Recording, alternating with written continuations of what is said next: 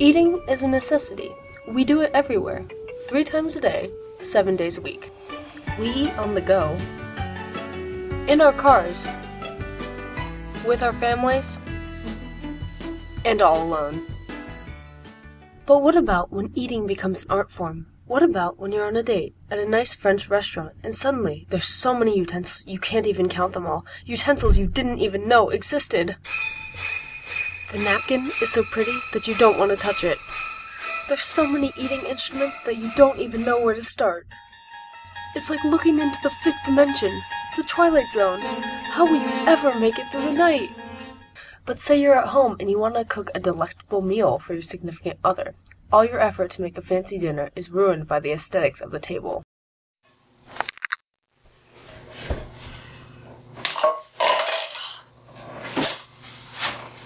I deserve better than this.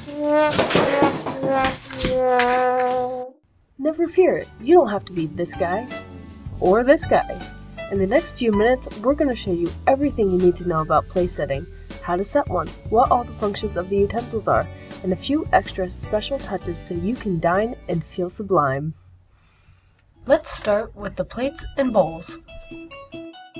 The service plate is placed in the center of the place setting and is reserved for the main dish.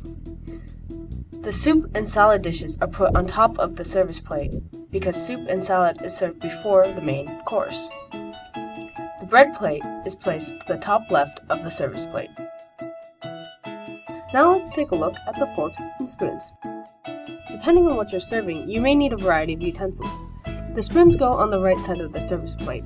The outermost spoon is the soup spoon, while the innermost spoon is the teaspoon. The forks go on the left side of the service plate. The outermost fork is the salad fork.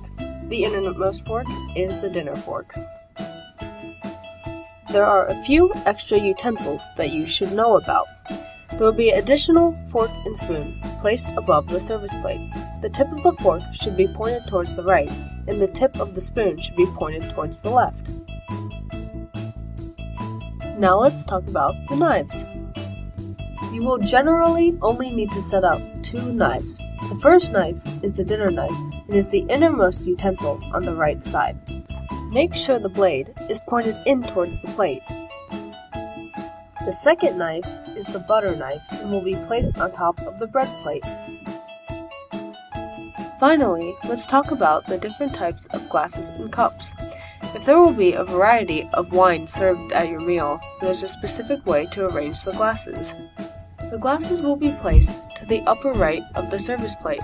The first glass is the water glass. It can have its own form or just be another wine glass.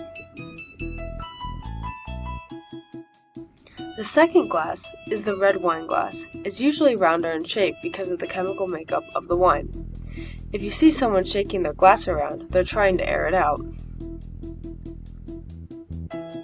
The third glass is the white wine glass and is placed below the red wine glass. The white wine glass is usually taller and thinner in shape. Here's a side note. Lighter meats and meals, like fish and chicken, are usually served with white wine. Darker meats, like steak, are served with red. The final thing to consider is the cup and saucer. They will be placed to the right and level with the service plate. They are used for post-dinner coffee or tea. So there you have it. Now you can make a traditional place setting and know exactly what each utensil is used for. Just another quick note. If you do see a utensil that you don't know what it's used for, you can always start from the outside of the place setting and work your way in. How can I give this table an extra romantic spark? Not a problem. There's a few extra things you can do to spruce up your table. Let's take a look at some ways to fold napkins. The first napkin trick we'll do is called the fan. You will start with a square napkin. First, fold the napkin in half. You will then take one end and fold it 3 times in the same direction, about an inch per each fold. Now start flipping the napkin as you do an inch fold.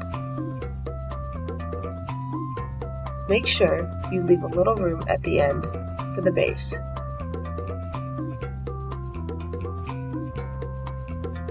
Once you've gotten enough fill for the base, fold the napkin in towards itself. Now take the leftover cloth, take the outside top corner, and fold it in to form your base. Turn the napkin up and prop up your creation. The next napkin fold we'll do is called the pyramid. Again, you will start with a square napkin. Fold one corner to its diagonal corner to make another triangle. Now, take the base corners and fold them in towards the top corner.